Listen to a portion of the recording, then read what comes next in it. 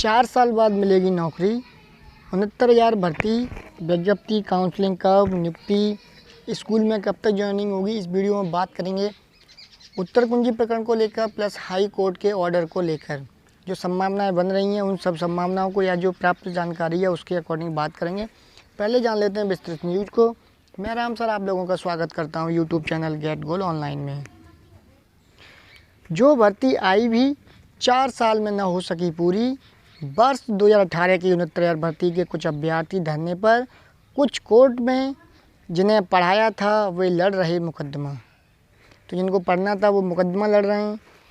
कहाँ है शिक्षक भर्ती? नई शिक्षक भर्ती का कोई अता पता नहीं है। जो पहले वाली है उसको भी बहुत ज़्यादा डिस्कशन चल रहा है। तो बता दें आप लोगों को, परिषदीय बेसिक विद्यालयों में रिक्त 69,000 पदों पर शिक्षक भर्ती वर्ष 2018 में आई थी, लेकिन यह करीब 4 वर्ष में भी पूरी नहीं हो सकी। कुछ अभ्यर्थियों ने आरक्षण निर्धारण में गड़बड़ी का आरोप लगाकर हाई कोर्ट में याचिका दाखिल की है। आरोप की पुष्टि तब हुई जब 5 जनवरी 2022 को बेसिक शिक्षा विभाग के आरक्षित वर्ग के 6800 अभ्यर्थियों की अलग से सूची जारी कर दी। कुछ अभ्यर्थी आरक्षित वर्ग को 19,000 सीटों पर गड़बड़ी का आरोप लगा रहे हैं। इसे भर्ती में परिभाषा के एक प्रश्न के 4 उत्तर गलत होने का विवाद भी है। इसमें कोर्ट के आदेश पर याची अभ्यर्थियों में को पात्रता सूची फाइनल तो कर दी गई, लेकिन अंक देने और नियुक्ति की प्रक्रिया अभी दूर की कौड़ी है, क्योंकि इस भर्ती में उतने पद रिक्त नहीं बचे हैं जिन्हें चयनित होकर पढ़ाना था। वे अब चंदा जुटाकर मुकदमा लड़ रहे हैं। इस भर्ती के लिए परीक्षा 6 जनवरी 2019 को हुई थी। वर्ष 2020 में परिणाम आया तो आरक्षण विसंगति होने का आरोप आरक्षित वर्ग के अभ्यर्थियों ने लगाया। मामले में हाई कोर्ट में याचिका लगाई गई। इसके संग ही मुख्यमंत्री योगी आदित्यनाथ से भी शिकायत की गई। मुख्यमंत्री के हस्तक्षेप पर आरक्षित वर्ग के 6800 अभ्यर्थियों की अलग सूची जारी कर दी गई।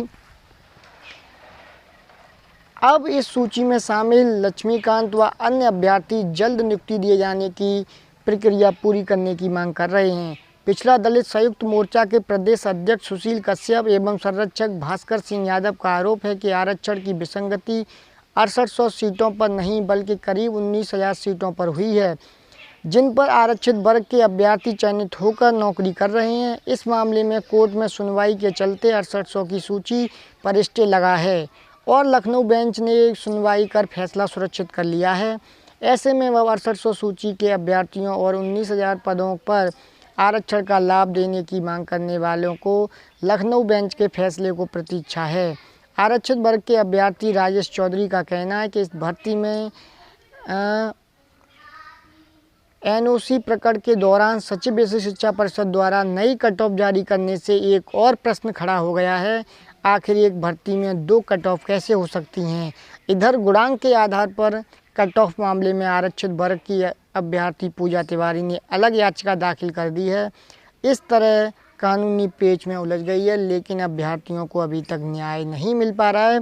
वहीं बात करें एक अंक विवाद में, अभ्यर्थियों की सूची फाइनल, धरना खत्म।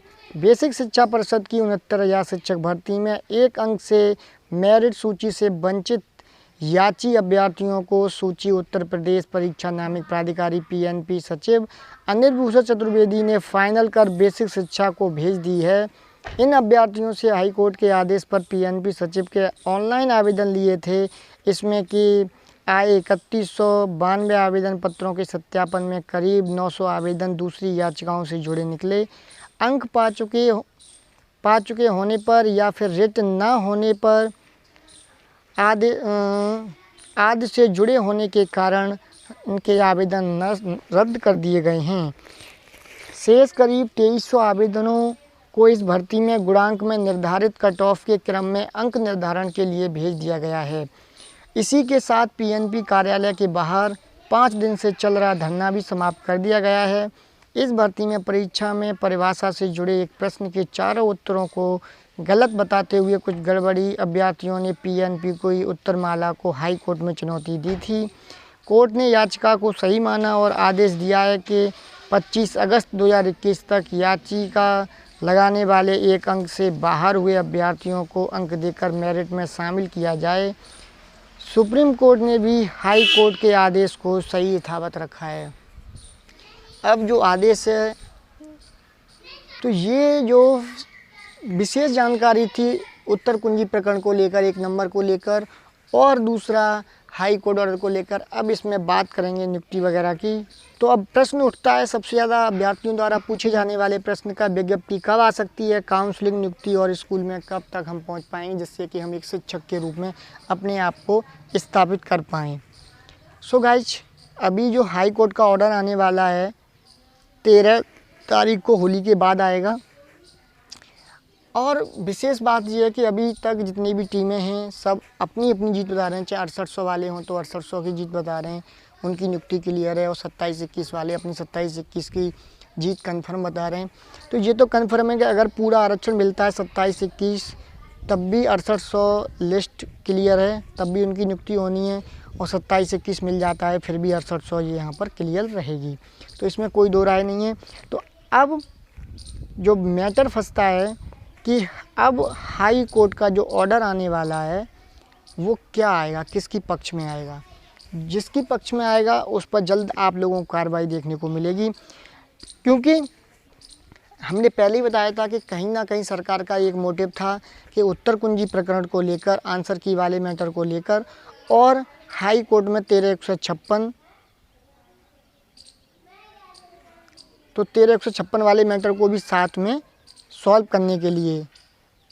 और 13 तारीख को ऑर्डर आ जाता है और कुछ पक्ष में आता है अगर, तो फिर कहीं ना कहीं आप लोगों को उत्तर कुंजी प्रकरण की विज्ञप्ति प्लस हाई कोर्ट 13-156 की विज्ञप्ति एक साथ देखने को मिल सकती है।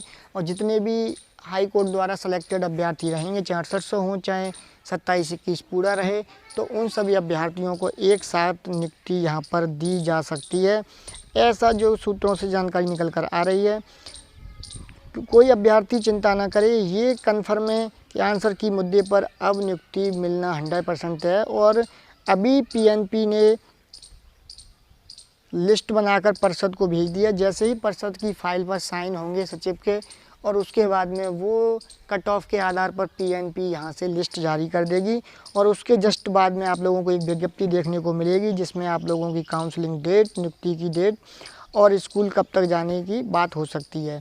लेकिन मैं बता दूं, काउंसलिंग होने के बाद में काउंसलिंग, विज्ञप्ति में काउंसलिंग और पूरा शेड्यूल आएगा। उसके बाद में कुछ टाइम के बाद में आप लोगों को देखने को मिलेगा कि स्कूल आवंटन की लिस्ट को। तो अगर आप चाहेंगे अभी शुरुआत में ही क्लियर हो जाएगा कि कब स्कूल मिलेगा, तो ये नहीं कह सकते। लेकिन हाँ, ये है कि अब नेक्स्ट विज्ञप्ति में काउंसलिंग की रास्ता क्लियर हो गई है। उसके बाद में स्कूलों में नियुक्ति के लिए जल्द ही ज्वाइनिंग करा दी जाएगी अभ्यर्थियों को। हो सकता है कि शुरू में बीएसए ऑफिस पर भी ज्वाइनिंग कराई जाए। देखना ये है कि कब तक ये सब प्रक्रिया हो पाती है। जैसे ही कोई विशेष अपडेट मिलेगी तो आप तक सभी तक पहुंचा देंगे। मिलते हैं फिर नेक्स्ट वीडियो में, तब तक के लिए गुड बाय।